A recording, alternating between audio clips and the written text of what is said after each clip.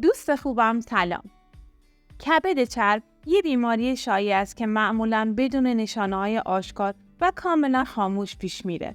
در این ویدیو 10 علامت خاموش کبد چرب که ممکنه هر فردی داشته باشه ولی به اون اهمیت نده رو بهتون میگم که با تشخیص سریع و درمان‌های کاملا ساده جلوی پیشرفت بیماری رو بگیریم. دهمین مورد یکی از شایع‌ترین و بی سر و صداترین علائم کبد چربه که ممکنه هر کسی بی تفاوت از کنارش رد بشه. پس تا انتهای این ویدیو با من همراه باشید. شماره 1 خستگی و ضعف. کبد نقش عمده‌ای در تولید انرژی برای بدن ما داره. زمانی که بدنمون به انرژی نیاز داره، کبد گلیکوژن رو به گلوکوز تبدیل میکنه تا انرژی مورد نیاز بدن ما تأمین بشه. پس زمانایی که کبد به دلیل تجمع چربی اضافی قادر و انجام عملکردش به صورت صحیح نیست، اولین علامتی که ممکنه در بدن خودشو نشون بده خستگی زود هنگامه.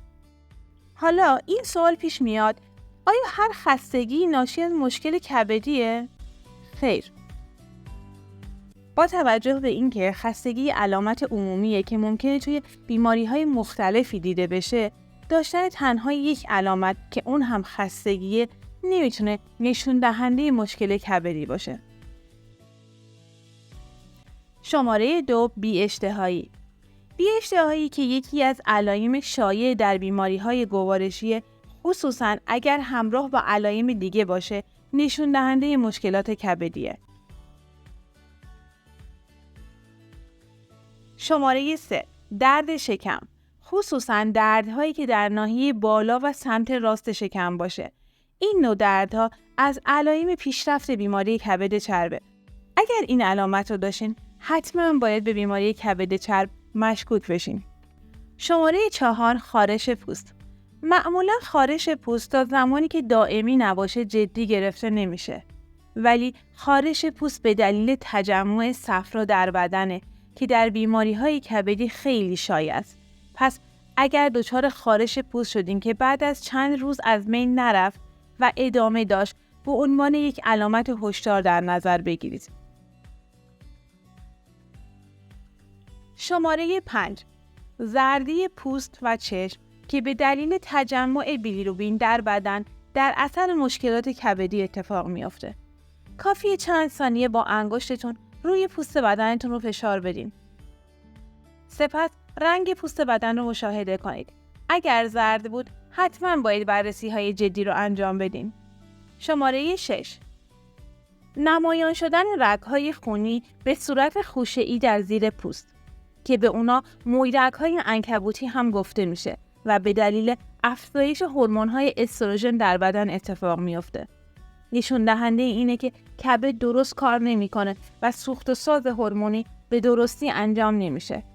در صورت داشتن این علامت حتما باید به پزشک مراجعه کنید. شماره 7 تورم پاها.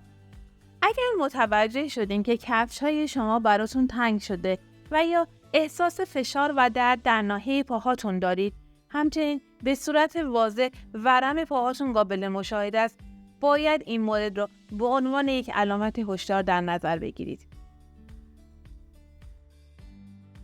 شماره 8 بزرگ شدن پستان‌ها در مردان که به دلیل افزایش هورمون استروژن ناشی از بیماری‌های کبد چرب اتفاق میفته. خصوصاً در مراحل آخر نارسایی کبد این علامت دیده میشه. شماره 9 کبودی روی پوست. ممکنه متوجه بشین که پوست شما در مواجهه با ضربه سریع دچار کبودی و خونریزی میشه که اینم یکی از نشانه‌های مهمی هستش که به دلیل نارسایی کبدی دیده میشه. پروتئین‌های مورد نیاز انعقاد خون در کبد ساخته میشن. زمانی که کبد به هر دلیلی نتونه وظایف خودش رو انجام بده، ساخت این پروتئین‌ها متوقف میشه و بدن شما در مواجهه با ضربه‌های معمولی هم دچار کبودی میشه. شماره 10 ادرار تیره و غلیظ و یا کمرنگ یا بیرنگ شدن رنگ مدفوع.